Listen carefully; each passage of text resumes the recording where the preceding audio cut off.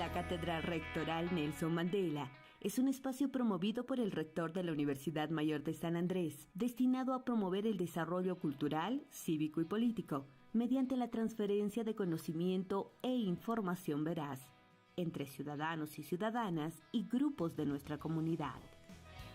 Casi un siglo de construcción de la democracia boliviana serán expuestos y analizados.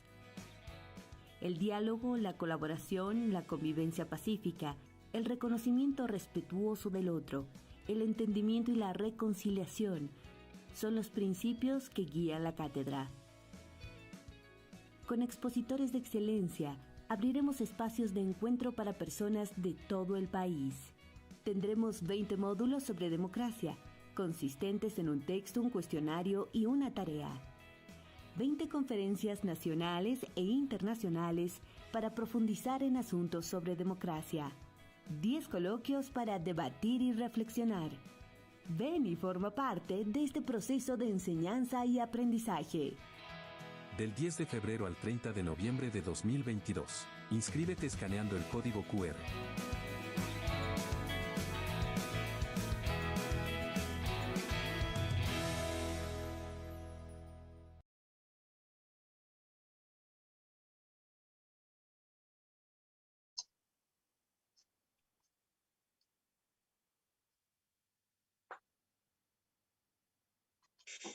Buenas tardes, buenas noches.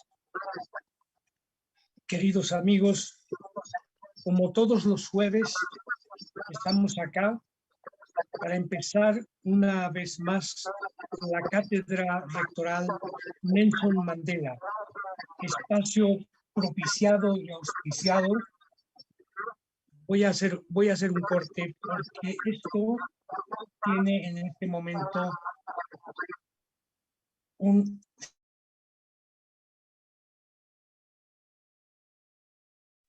Ahora sí, ahora vamos a empezar. Muy buenas noches, queridos amigos de la Cátedra Rectoral Nelson Mandela. Es un placer volver a estar como todos los jueves desde este espacio auspiciado por el Rectorado de la Universidad Mayor de San Andrés. En nombre de nuestro rector, Óscar Heredia Vargas, quiero saludar a todos los que van a ver y están viendo esto en vivo y a aquellos que están mirando la transmisión en diferido. Esta noche, como todas las demás, vamos a continuar hablando sobre democracia, pero tenemos un invitado muy especial y tenemos un tema muy especial que está en la punta del iceberg de la discusión en Bolivia. Lo nacional, democrático y popular, lo popular y lo nacional en la construcción de la democracia y de la historia de la democracia en Bolivia. Tenemos desde Samaipata, me acabo de enterar que está ahí, a Manuel Suárez Ávila, un doctor en ciencia política por la Universidad Complutense de Madrid, donde él ha hecho su doctorado, que ha sido parlamentario en nuestro país, ha sido diplomático, ha formado parte del Ejecutivo en los gobiernos y actualmente es un analista político que escribe sobre política y sobre democracia en Bolivia y tiene varias publicaciones logradas. No necesito presentarlo más. En el mundo académico, en el mundo universitario y en el mundo de la política, creo que todos y todas lo conocemos.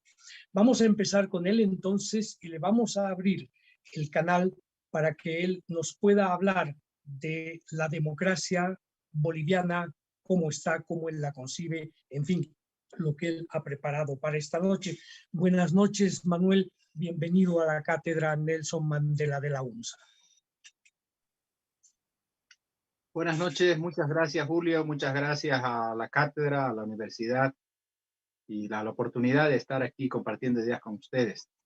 Voy a leer un breve texto y en este texto, si me permites, hablaré sobre la importancia de la tradición nacional popular como soporte histórico y filosófico de lo democrático en Bolivia. En concreto voy a trabajar dos ideas: democrático en Bolivia, que desde mi punto de vista encuentran sus raíces en la tradición nacional popular, a saber, la idea del gobierno del pueblo y la idea de la igualdad. Dos ideas y en su caso, dos creencias sin las cuales, como es casi obvio por los conceptos ya dichos, es imposible concebir lo democrático, gobierno popular e igualdad. Lo nacional popular es el proyecto histórico de modernización de Bolivia. Vale decir, es el proyecto de construcción de lo estatal desde lo democrático. Para la tradición nacional popular, lo democrático es la nación al mando. Y para postular la nación al mando, surge el nacionalismo boliviano en nuestra historia. El nacionalismo de los bolivianos, como muchos otros, a su vez, es dos cosas. En primer lugar, es la búsqueda de la identidad de los miembros de la nación. En el caso boliviano, el fundamento de esa identidad, recordemos, es lo popular, una construcción política, no es necesariamente étnica, es lo popular. Y en segundo lugar, y quizá más importante que la cuestión de la identidad, el nacionalismo boliviano, como cualquier nacionalismo que se precie de serlo, es un proyecto político, un proyecto de dominación, un proyecto de poder. En concreto, es el proyecto de un pueblo armado, de armamento, y orientado a monopolizar la violencia legítima. O sea, es el proyecto orientado a definir el mando moderno en Bolivia. Se trata de un proyecto que viene de una guerra y que va hacia una revolución. La guerra es la del Chaco, obviamente, y la revolución, la del 52. En efecto, la pregunta de fondo en la construcción nacionalista es la del mando, a saber, ¿manda o no manda la nación?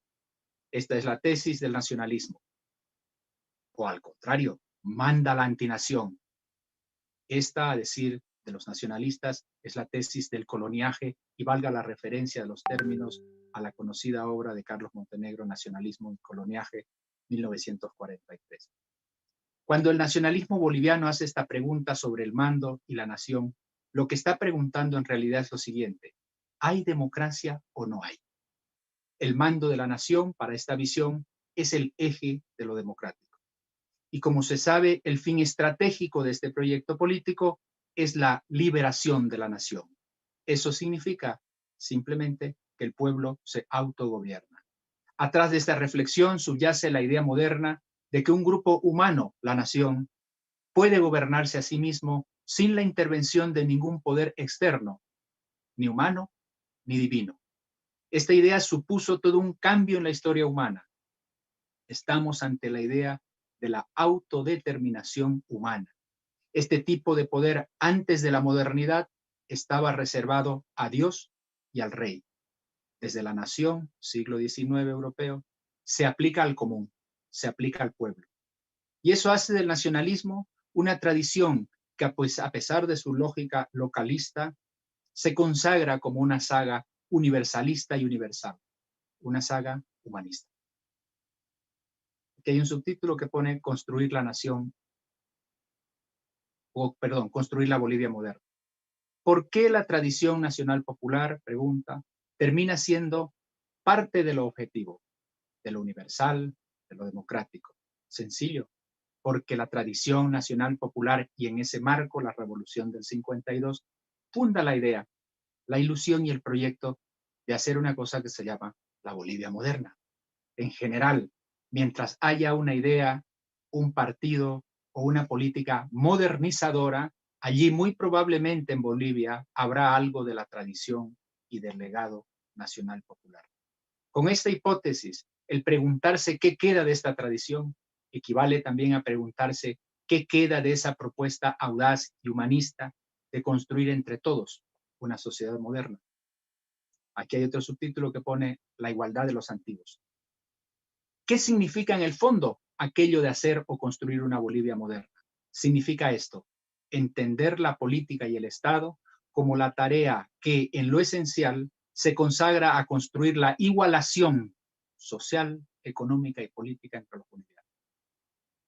Puede decirse que para ese propósito, el propósito de la igualación, se formula la tradición nacional popular. La igualación de las personas, entonces, es la aspiración moderna, por definición.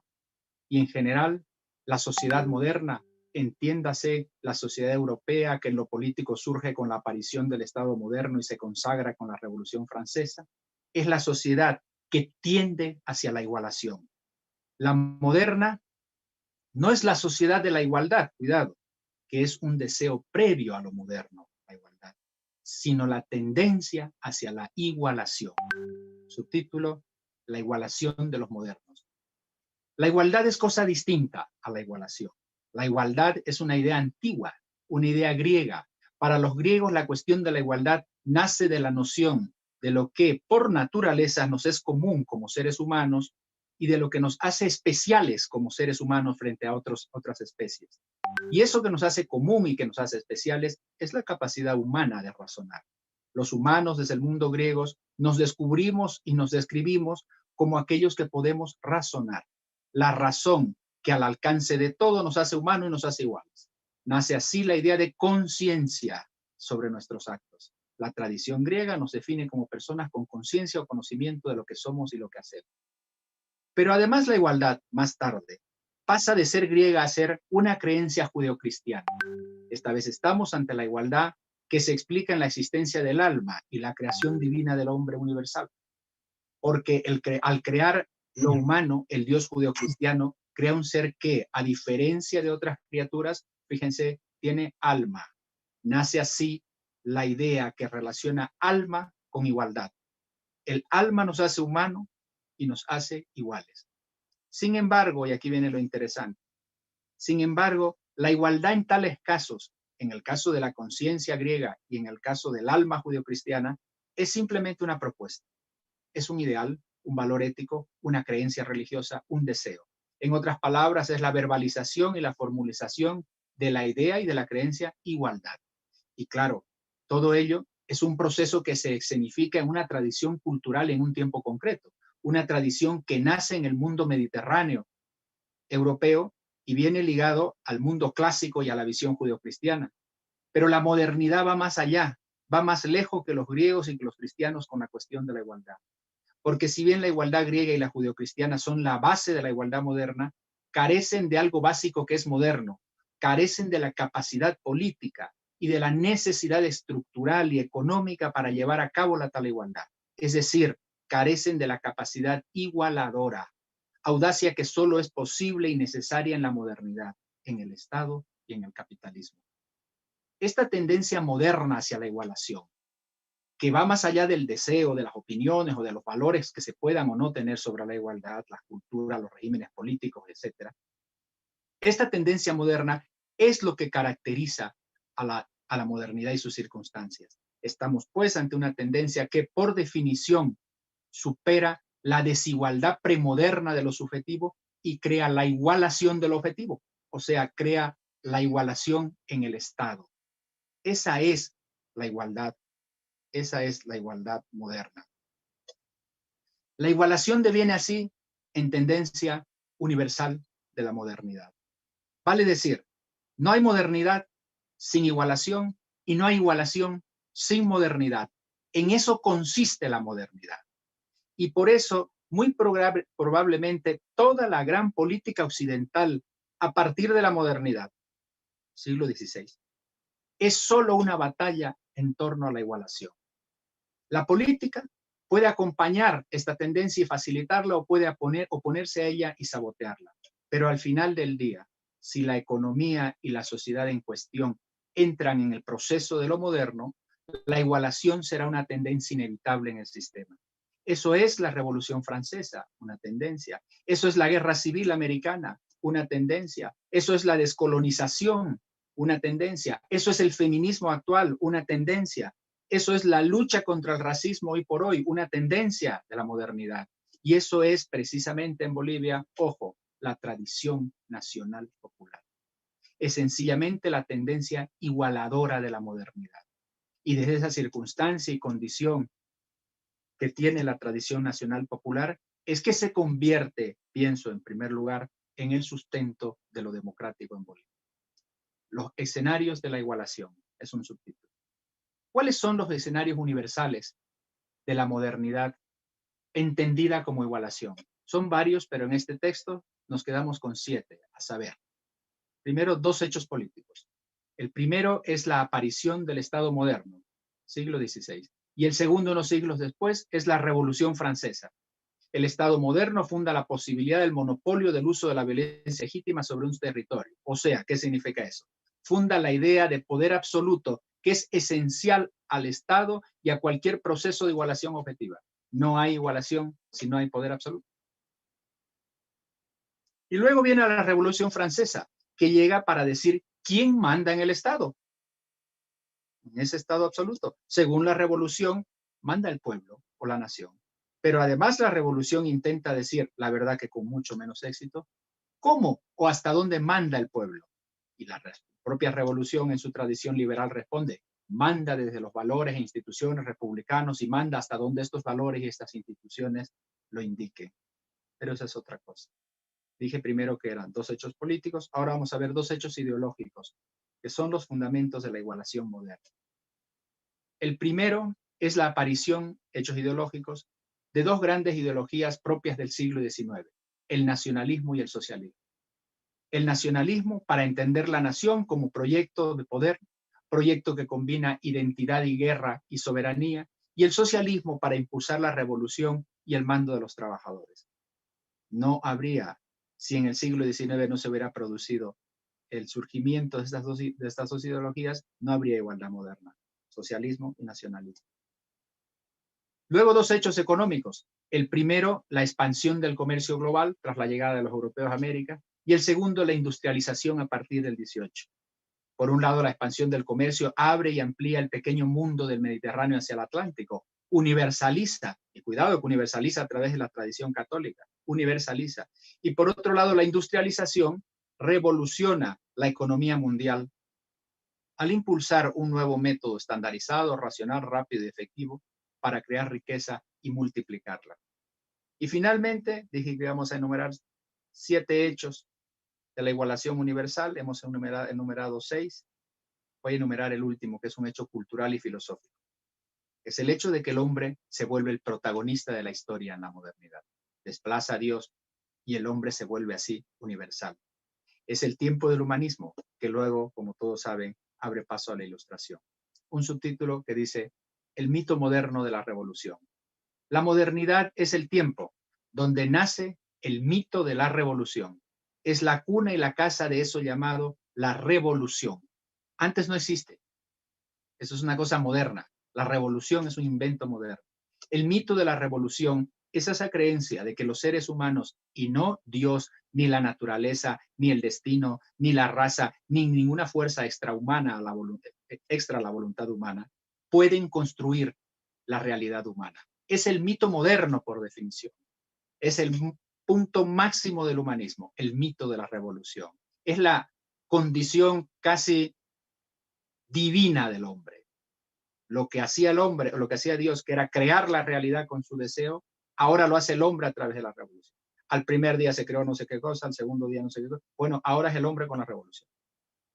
La revolución, la francesa, la socialista o la del 52, en realidad se fundamentan en ese mito moderno.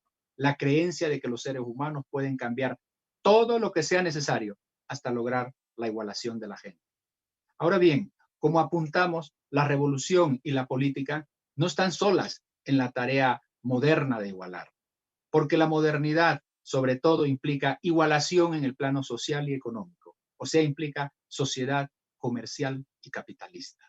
Es decir, el capitalismo contemporáneo como sistema económico y social necesita y genera a largo plazo igualación estructural y estandarización de las gentes y las conductas. Es una necesidad del capitalismo. Una igualación que se parece más bien a la homogenización en torno a la media y que no es otra cosa, para ponernos en claro, sino la construcción de las sociedades centradas en las clases medias. Eso es el capitalismo exitoso. La homogenización, la igualación por vía del sistema económico y social. En efecto, cuando la modernidad política apunta hacia la igualación de la gente, no hace sino reflejar la realidad general del capitalismo contemporáneo.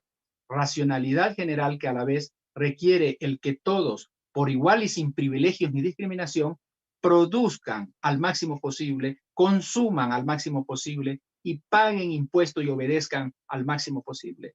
Esa es la lógica igualadora del capitalismo y coincide con la lógica igualadora del Estado. Es la lógica igualadora de la modernidad. No es funcional al capitalismo contemporáneo el tener grupos que por cuestiones ligadas a privilegios, cualesquiera sean, produzcan mal, consuman mal, paguen menos impuestos, desobedezcan y lo hagan distinto al resto de la gente. Estas desigualdades son, por el contrario, propias y constitutivas de la sociedad premoderna y precapitalista. En otras palabras, no es posible entender la industrialización sin su relación con la igualación, como estandarización y como homogenización. Y no es posible entender el comercio hiperglobalizado y la revolución tecnológica que hoy vivimos sin su relación con la igualación de la gente, asumida también como estandarización. Bien, hasta aquí queda claro el matrimonio indisoluble entre modernidad, Estado, nacionalismo, revolución e igualación, tanto en lo político como en lo social y en lo económico. Subtítulo: La guerra del Chaco y la modernización en Bolivia. El proceso acelerado de igualación universal, dijimos que se inicia el siglo XV. Sin embargo, y como se sabe, es en el siglo XX, después de un largo periodo de maduración, cuando la igualación se condensa y muestra su fuerza con mayor claridad. O sea, es en el capitalismo y en el Estado. Por un lado, el siglo XX muestra el potencial de beneficios para la idea de un ser humano universal, del que es capaz la modernidad, desde la democratización política, económica y social como tendencia general, hasta los avances científicos y técnicos que han mejorado la calidad de vida de muchísima gente. Pero por otro lado, el siglo XX también muestra toda la violencia que pueden desatar las tensiones de la modernidad. Por ejemplo, los totalitarismos son fenómenos estrictamente modernos. Y el Holocausto y el racismo también lo son. Pertenecen a la modernidad. Son fenómenos ligados a la sociedad estatal, así como lo es la letalidad sin precedentes en la historia humana de las guerras y las revoluciones del siglo XX. Perfectamente puede decirse que en general esas guerras y esas revoluciones del siglo pasado son partes inseparables de la ola igualadora de la modernidad. Veremos cómo es ese escenario de bien y de mal, de terribles cosas como el Holocausto y de grandes cosas como la democracia social del siglo XX, veremos cómo ese fenómeno transcurre en Bolivia. Además de los antecedentes europeos que hemos mencionado, la modernización y la igualación en Bolivia tiene sus propios antecedentes. Y uno de los más importantes es la Guerra del Chaco. La Guerra del Chaco reúne las condiciones históricas, económicas, sociales y políticas para impulsar la modernización en Bolivia y así para desatar la tradición nacional popular. La Guerra del Chaco en ese plano implica tres cuestiones básicas para la modernización, a saber, esta guerra, cuestión una, instala la lógica amigo-enemigo en Bolivia. Esa es la lógica moderna de lo político por definición. Es la lógica que permite el desarrollo de la estatalidad, en última instancia del Estado.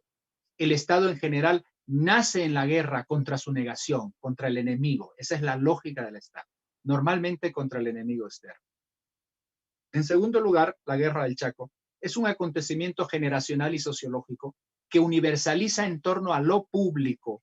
En efecto, la guerra reúne toda una generación con una motivación común y poderosa, la defensa de algo que es colectivo y público, una novedad en esa Bolivia donde lo privado y no lo público era lo normal. Pero además la guerra moviliza a los bolivianos de todas las regiones, culturas y clases por algo que es común, universaliza en la violencia y consagra a la nación. Finalmente, esa guerra es la entrada en vigor de la potente ideología nacionalista boliviana y es también la aparición de tendencias ligadas a la ideología socialista y comunista.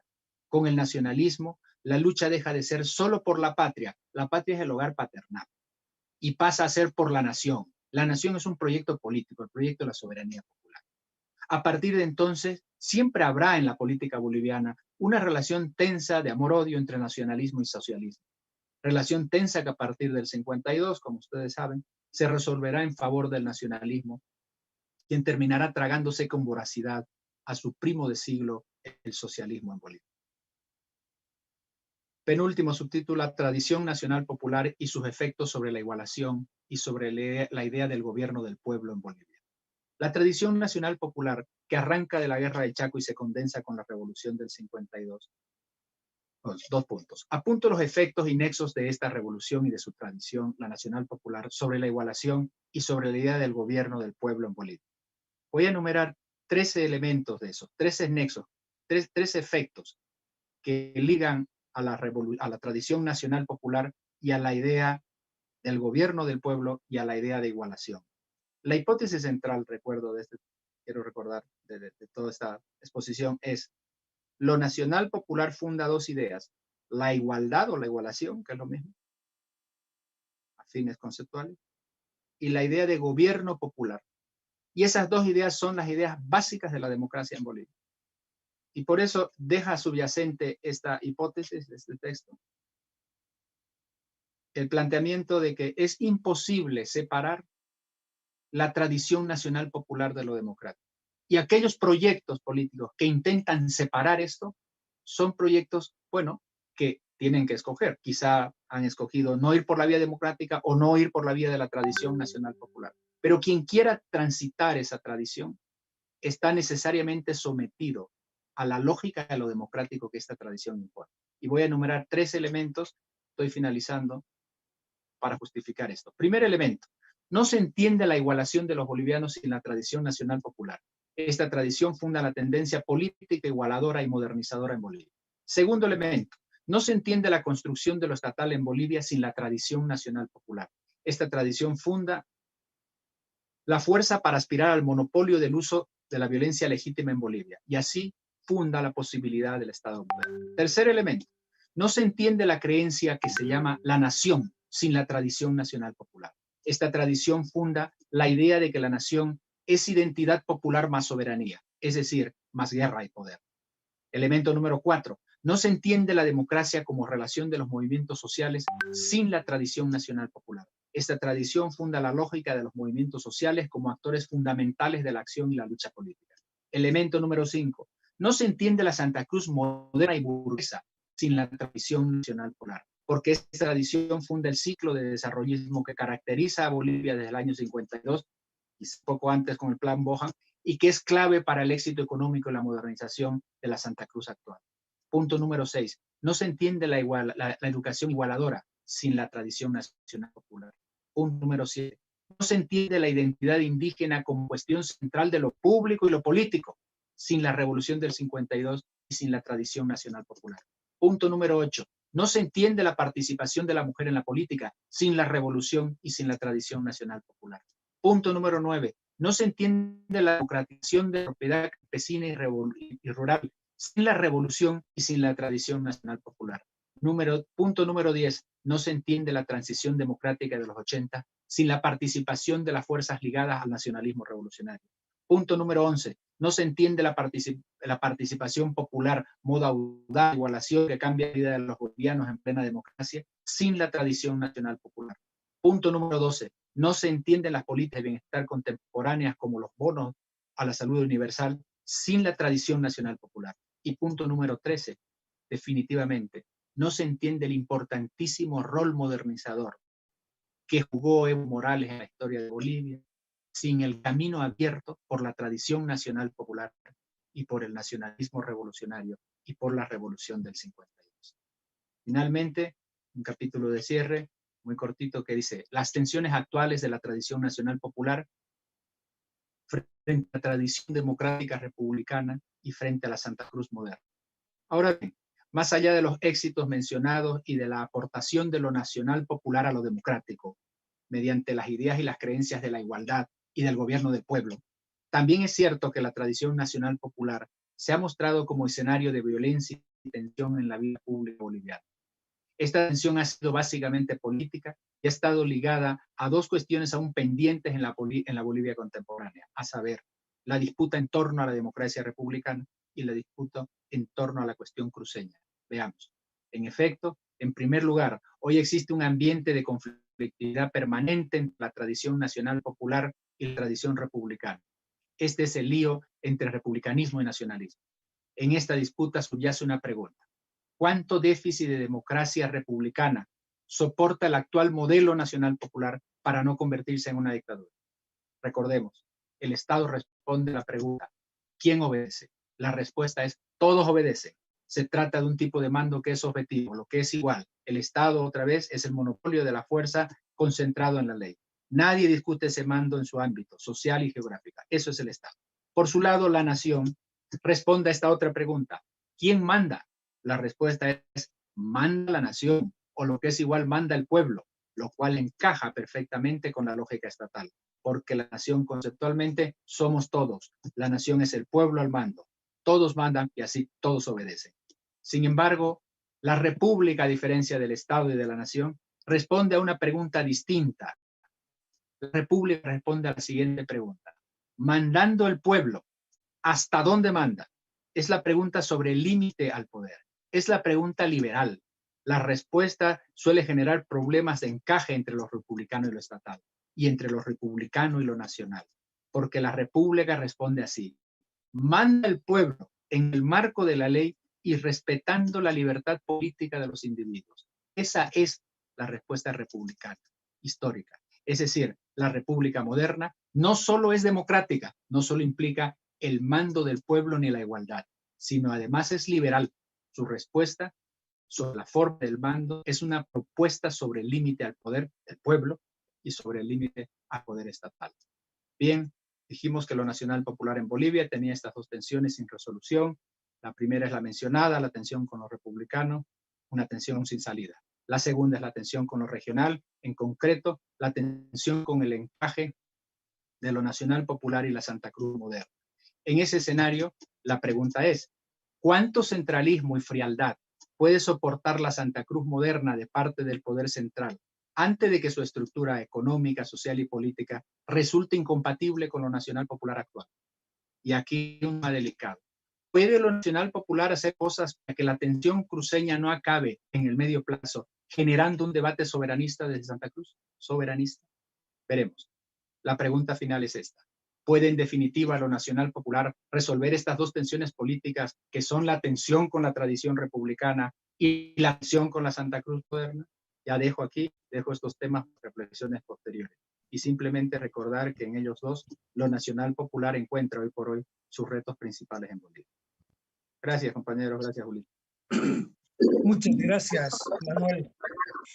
Hemos tenido la oportunidad de escuchar una exposición de Manuel Mares y de todo su conocimiento y su saber acumulado en tantos años de reflexión y también de acción como político y como politólogo que es. Ahora que le hemos escuchado, corresponde comentar la exposición. Para eso hemos invitado a otra personalidad muy conocida en el ambiente académico y en el ambiente político boliviano. Él es un militante de Unidad Nacional, es el secretario ejecutivo de Unidad Nacional. Él es ingeniero de profesión, me dirá Roberto si me equivoco, ingeniero de profesión, pero no ha ejercido los últimos años la ingeniería, sino que se ha dedicado más bien a la política, a la reflexión y a la acción política. Ha sido concejal, ha sido diputado, ha sido alcalde de la ciudad de La Paz, interino, pero ha sido alcalde. Y le damos la bienvenida, lo hemos invitado a iniciar el comentario sobre lo que hemos escuchado. Adelante, por favor, Roberto, es tuya la cámara los últimos minutos. Muy gentil, querido Julio, muchísimas gracias por la invitación. Un saludo atento a la audiencia de la cátedra y un saludo atento a Manuel, amigo y compañero de mucho tiempo. Oye, honrado por estar acá. Pues Manuel siempre la pone difícil, ¿no? Porque claro, él tiene un doctorado en ciencias políticas y yo soy solo un ingeniero, pero bueno, vale la pena comentar estos temas porque hacen no solamente a la historia del país, sino que en base a la historia del país y en base a estos fundamentos ideológicos que Manuel plantea, hacen a la actual realidad política social, económica del país, a nuestra realidad cotidiana. Y ese es el valor de esta reflexión. Yo quiero anotar algunos temitas que me parecen importantes en el planteamiento de Manuel como tíos. Uno de ellos es que en el elemento histórico que plantea Manuel, yo creo que le hace falta poner un tema o el tema de derechos humanos como parte de esta elaboración, no solamente lo democrático, sino de la modernidad fundamentalmente, ¿no? Es yo creo un hito histórico importantísimo que tiene que ver, sí, con la Revolución Francesa, pero fundamentalmente tiene que ver con el establecimiento de una democracia de cualquier particularidad que tú quieras y que tiene que ver con el respeto al ser humano por el solo hecho de existir. Entonces, si bien lo mencionas, yo creo que poner el referente de toda esta ideología del respeto a los derechos humanos me parece importante, me parece vital. Y creo que en un punto de la reflexión, yo creo que hay que mencionar algo más, que hay 2 o 3 personas importantes en Bolivia, o probablemente muchas más, pero a mí se me vienen a la mente René Zavaleta Mercado, o Sergio Almaraz Paz y el Choco Céspedes, Augusto Céspedes, como 3 de los, seguramente varios otros autores, que reflexionan de manera contundente sobre el tema de lo nacional popular, fundamentalmente en el proceso histórico de Bolivia, ¿no? Y que generan, pues, un andamiaje ideológico sobre lo que se está analizando y lo que ha desarrollado Manuel. Creo que es importante esos 2 temas que me parecen que son un hueco en la generación que ha planteado Manuel. Ahora, está bien, está claro que lo nacional popular viene a partir de varias vertientes, fundamentalmente democráticas, obviamente, que tienen que ver con la irrupción del pueblo en el manejo del Estado, en el pueblo en el poder. Y eso en Bolivia, como menciona Manuel, tiene algunos hitos. Yo creo que el hito de la guerra del Chaco es vital, es central. Eso es pues el germen de todo lo nacional popular. La Revolución Nacional que consolida ese germen y que la convierte en un árbol fecundo que hasta hoy da frutos y que con su sombra cobija el pueblo boliviano y la nación boliviana hasta hoy. Y sin lugar a dudas el tema de la participación popular. Pero yo quisiera poner un otro hito, parece, un par de hitos que parecen que no son poco importantes. El primero es la irrupción de Víctor Hugo Cárdenas como vicepresidente de la República, que marca la irrupción de lo popular, es decir, fundamentalmente de lo étnico-cultural en el poder por primera vez, es decir, en la cúspide del poder por primera vez. Habían habido antes diputados, senadores, no llegan diputados y senadores por primera vez con el MAS, no, llegan por primera vez con el MNR del 52, con el MNR del 56, y ya entran campesinos a la vida política y a la representación política. Aunque debemos que recordar que la primera mujer de pollera que entra, es como un paréntesis, es doña Remedios Loza, ¿no? Que me parece también un hito importante de una representación distinta en este esquema que estamos viendo casi histórico de lo nacional popular. Pero después de Víctor Hugo Cárdenas, el propulsor de esta filosofía o de esta ideología de lo nacional popular, que es con sus ideólogos movimientistas el MNR y después con el entronque histórico el MIR, y que consolida esta visión con la dupla Gon y Víctor Hugo Cárdenas, pues se equivoca, no continúa con esa tradición, se equivoca y le da lugar o genera un espacio importantísimo para la reivindicación dentro de lo nacional popular de lo étnico-cultural para Evo Morales.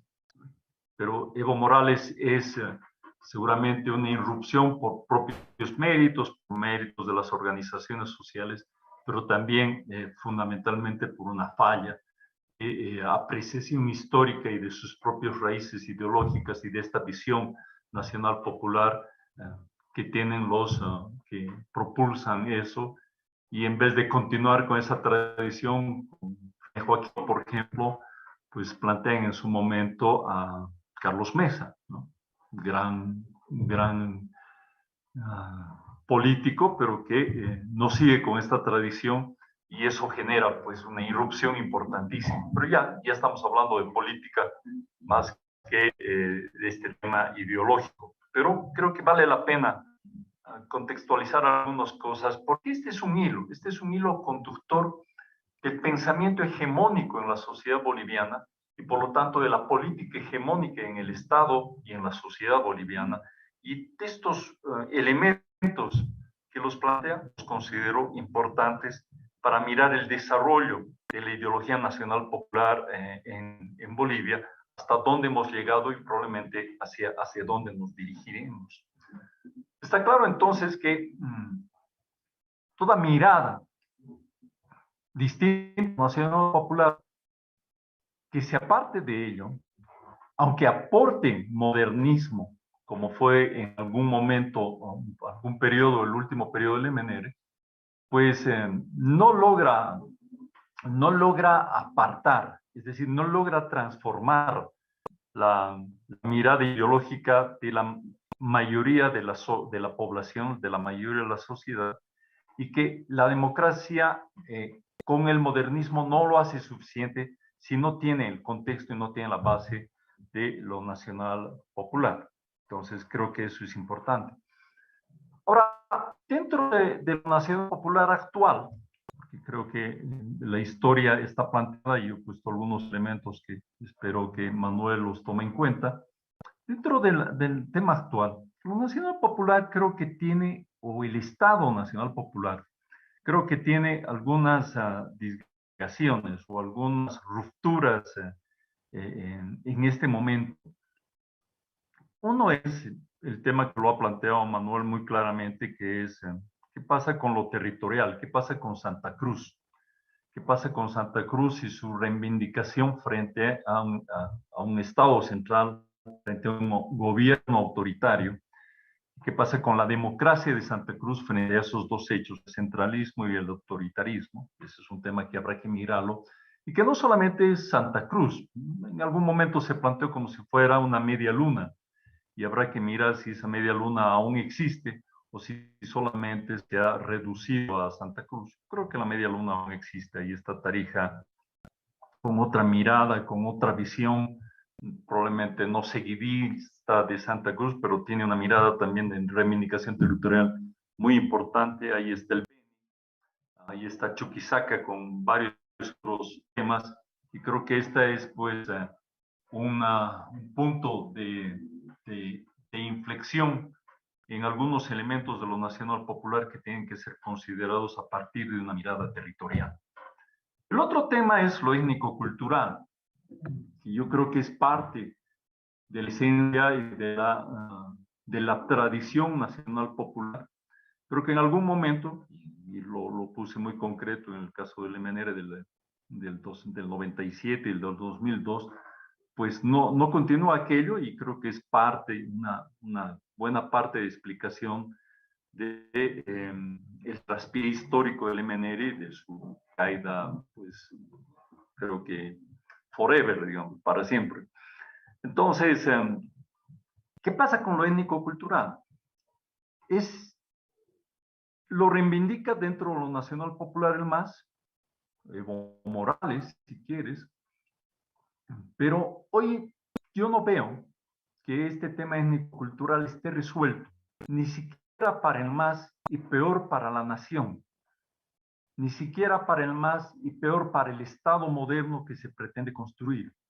Yo creo que el MAS ha llegado al límite de la posibilidad de sacarle partida a este tema de la reivindicación de lo étnico-cultural. Y yo creo que allí corresponde probablemente a otro tipo de proyectos políticos dar lugar a que este pulso de lo étnico-cultural, junto con el pulso de lo demográfico, junto con el pulso de la ruptura ideológica, de la polarización ideológica, dé lugar a otro tipo de cosas, dé lugar a un espacio de reconciliación nacional. Porque lo nacional popular, si bien, como plantea Samuel, tiene elementos fundamentales del uso de la violencia estatal para imponer y hegemonizar este pensamiento, también está claro que responde pues a la totalidad de la nación, es decir, a la totalidad de la sociedad. En algún momento se vuelve hegemónica, como fue hegemónico el MAS, y para eso hay cursos electorales o elementos o periodos electorales como fueron los del 2009, porque ahí el MAS está claramente que era hegemónico. Hoy ya no lo es, hoy es parte de una polarización cruenta en el país y está claro entonces que hay un espacio que puede dar lugar a partir de la polarización a otro tipo de escenarios que tienen que ver con la reconciliación, con la solución de lo étnico-cultural, con la solución de esta crisis territorial que hay en el país, con la solución de la polarización izquierda-derecha, y que tiene que dar lugar entonces a la viabilidad de la nación, a la viabilidad del país, a otro curso histórico.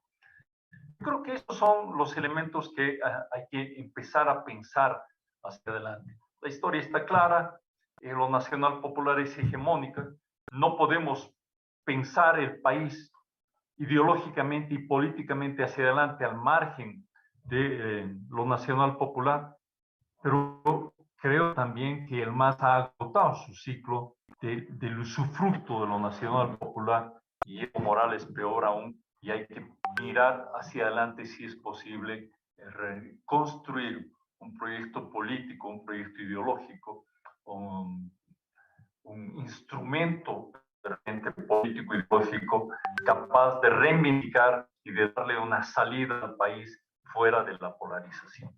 Esos son los elementos, querido Julio.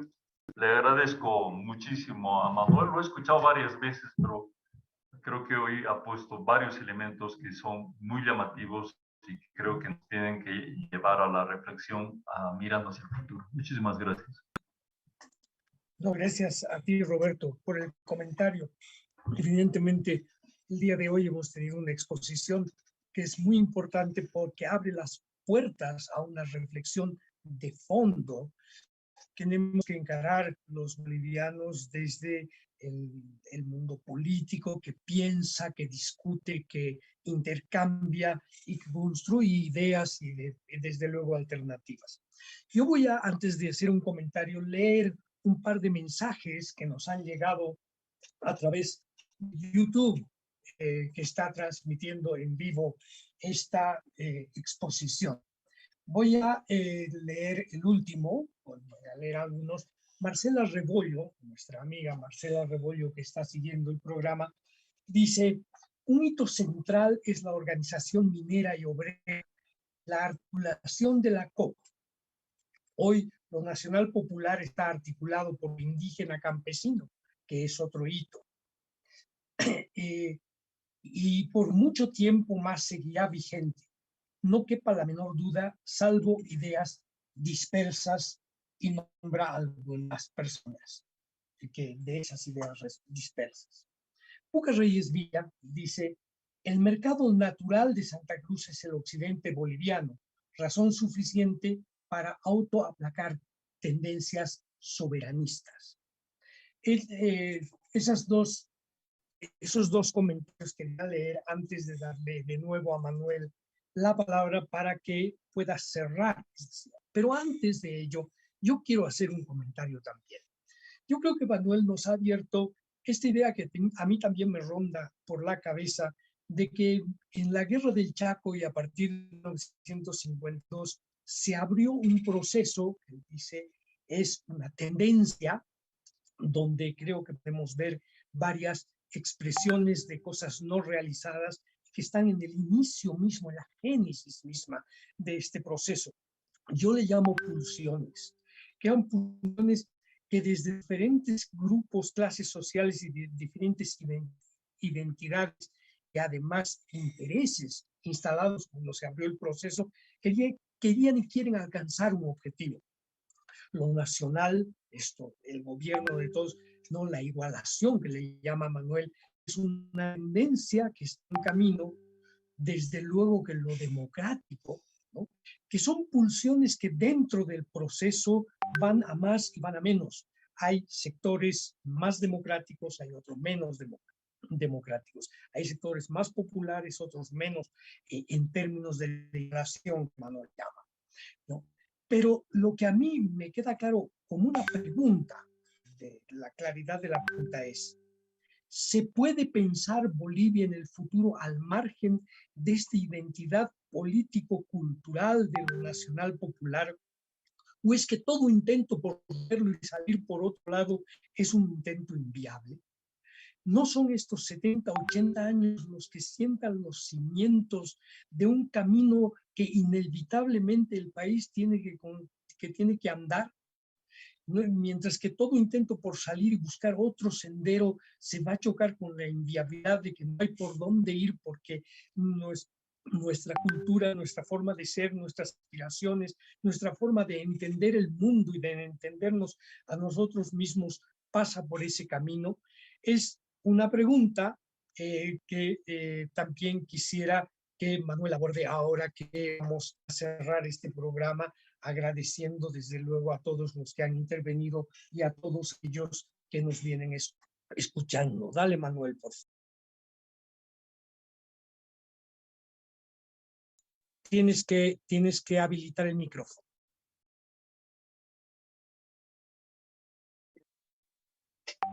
Bueno, muchas gracias por el comentario, querido Roberto, la pregunta, Julio, y los comentarios también que has leído de YouTube de los amigos de Marcela y de Puca.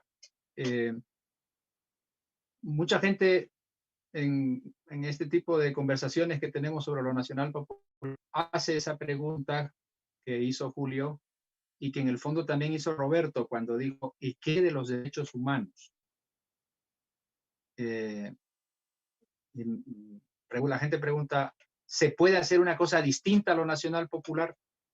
Porque en el fondo, Roberto, la tradición nacional popular no contempla el sistema de derechos humanos, la lógica y la racionalidad de los derechos humanos. Es una lógica y racionalidad que aparece después de la Segunda Guerra Mundial, con la creación de Naciones Unidas, y que los americanos llevan a Europa. Le dicen a los europeos, bueno, señores, hasta aquí ustedes han sido o comunistas o nacionalistas y nos han traído a 2 guerras. Suficiente. De aquí en adelante todos van a ser socialdemócratas. Y les voy a decir qué significa eso. Significa, por un lado, derechos humanos y democracia, y por otro lado, estado de bienestar. A partir de ahí se consolida como un proyecto político el proyecto maravilloso de los derechos humanos, que por supuesto es uno de los proyectos cúspides, quizá, de la civilización occidental. Lo nacional popular un poco llega tarde a eso. Y por eso yo digo, al final, lo nacional popular tiene pendiente su relación con la democracia republicana, que en el fondo es su relación con la libertad política y los derechos humanos. Y viene a cuento también, ¿por qué viene a cuento la pregunta de Julio? Porque ese capítulo de la reivindicación de la libertad política y la democracia en Bolivia, como régimen y como sistema político, no lo trajo lo nacional popular. Lo nacional popular trajo un concepto básico de la democracia, el gobierno del pueblo, y otro más, la igualación. Pero el sistema político, democrático, liberal y de inspiración republicana viene recién en el 80 y participan las fuerzas las fuerzas nacional populares, el MNR son las 2 primeras fuerzas, por supuesto, participan en la construcción de esa democracia. Pero el ideario de esa transición y del retorno a la democracia a Bolivia, por supuesto, es socialdemócrata.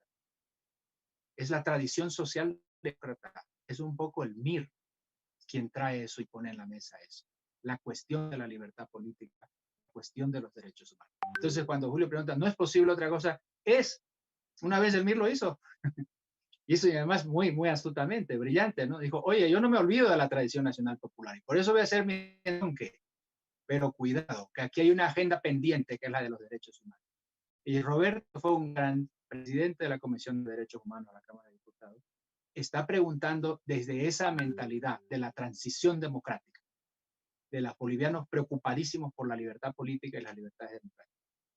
Tema que escapa siempre a la tradición nacional popular, ¿no? Tú sabes, Robert, conoces también el MNR.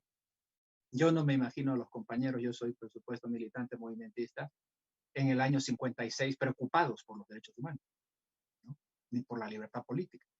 Estaban preocupados por el mando de la nación. Estaban preocupados por otros temas, digamos, ¿no? Pero la noticia positiva es que hubo un momento histórico y una generación concreta que metió a la tradición nacional popular el gen del sistema republicano y el respeto a los derechos humanos. Es la generación de la transición democrática. Creo que es injusto, y ¿quién soy yo, pobre tipejo, ¿no? Para estar diciendo quiénes fueron los que trajeron la democracia. Pero por supuesto hay figuras claves, ¿no? Y hay organizaciones claves. Cuidado, en la izquierda y en la derecha. Los pactos de la democracia pactada, por supuesto, obedecen a la tradición republicana, ¿no? Y no sé si fueron buenos o malos para los derechos humanos, pero sin duda fue un debate, la articulación de ese régimen, que se hacía al calor de un sistema político que favorecía y que se preocupaba por los derechos humanos. Luego, por eso actualmente la pregunta es, no solamente en Santa Cruz, sino por ejemplo en las clases medias paseñas, la pregunta es sobre la cuestión política. Bueno, ¿y la libertad política qué? Tanto nacional popular para arriba, tanto más, tanto no sé qué, tanta cosa étnica, y la libertad política, los derechos humanos, ¿no? Bueno, es un tema que tiene que resolver la nacional popular. Es un tema que tiene que tener respuestas, ¿no? Y desde luego, no es solo un desafío de la nacional popular, en particular un desafío del MAS. El MAS tiene que responder y mirarle al país y decirle, bueno, a ver, sobre ese tema de la democracia, la libertad, de los derechos humanos, que está diciendo el Moscoso, ¿no? Que dijo la transición, sobre esa cosa. A ver, les voy a explicar. Tiene que decir algo. No ha dicho todavía lo definitivo. Lo mismo que sobre Santa Cruz. Tiene que decir algo. Tiene que generar un discurso desde La Paz, no La Paz, Departamento de La Paz, desde el poder central hacia Santa Cruz. Todavía no lo ha dicho. ¿Y qué he hecho en falta en todo esto entonces? Fíjense. Actualmente lo nacional popular hay 3 respuestas que no está dando como concepto, ya no como tema. No está dando una respuesta clara sobre la idea de Bolivia. El debate actual en lo nacional popular, a diferencia del debate tradicional de lo nacional popular que era sobre Bolivia, no está claro. No se sabe si es sobre lo partidario, sobre lo étnico, sobre otro tipo de identidades, pero no es sobre Bolivia. En este momento el debate no es sobre Bolivia. Actores políticos actuales no están discutiendo sobre Bolivia. Lo segundo que no están discutiendo es el concepto nacional popular de la alianza. Mi partido la llamó la alianza de clase, ¿no? Pero la alianza es la aceptación de que hay cosas distintas que hay que unificar en función a un fin último. No habla la política actual de alianza. Es gravísimo eso. Entonces, lo nacional popular tiene que aprender a darnos una respuesta sobre la alianza. Ahí, por ejemplo, el tema de Santa Cruz, ¿no? Y en tercer lugar, sobre los valores de la clase media. Porque la clase media es aburrida en política. No quiere revoluciones, no quiere épicas, no quiere muchas banderas, no quiere muchos himnos. Quiere trabajar, que sus hijos tengan trabajo, que tengan oportunidades, tener salud, tener seguridad. Es una vida normal. Y un poco la política polarizada actual no está dando respuesta a estos elementos. Entonces, lo que estoy diciendo es que lo nacional popular, en primer lugar, creo que va a seguir siendo el eje de lo político. Pero en segundo lugar, tiene una cantidad de cosas pendientes que responder, entre otras cosas las que ustedes han mencionado, y la pequeña listita que he hecho así, a mano alzada y un poco abusiva. Les agradezco un montón. No, a ti, Manuel, a ti, Roberto.